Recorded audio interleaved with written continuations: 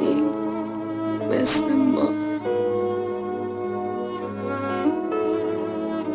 میم مثل مریم، میم مثل مادر.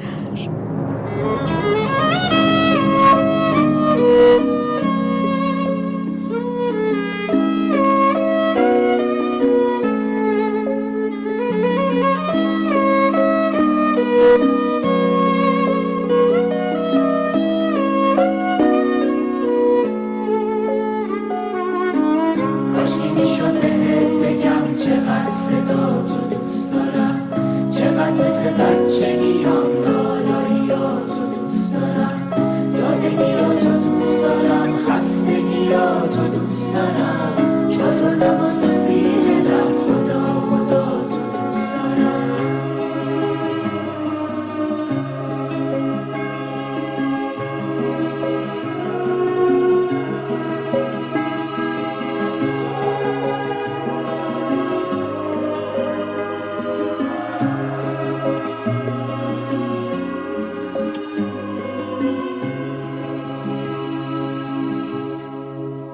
کاشکی رو تاقچه دلت آینه و شمدون می شدم، تو دشت ابری چشات یه قطره بارون می شدم.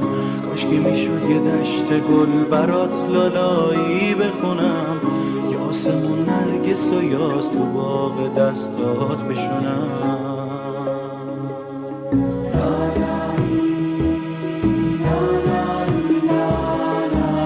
بخواب که میخوام تو چشات ستاره هامو بشمرم.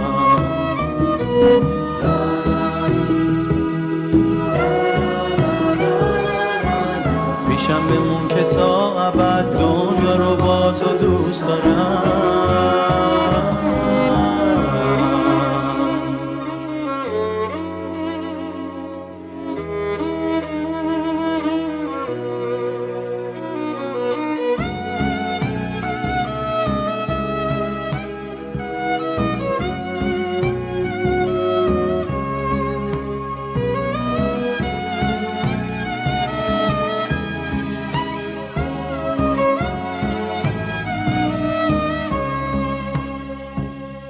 دنیا اگه خوب اگه بد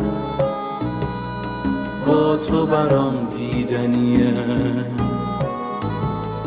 باغ گلای اطلسی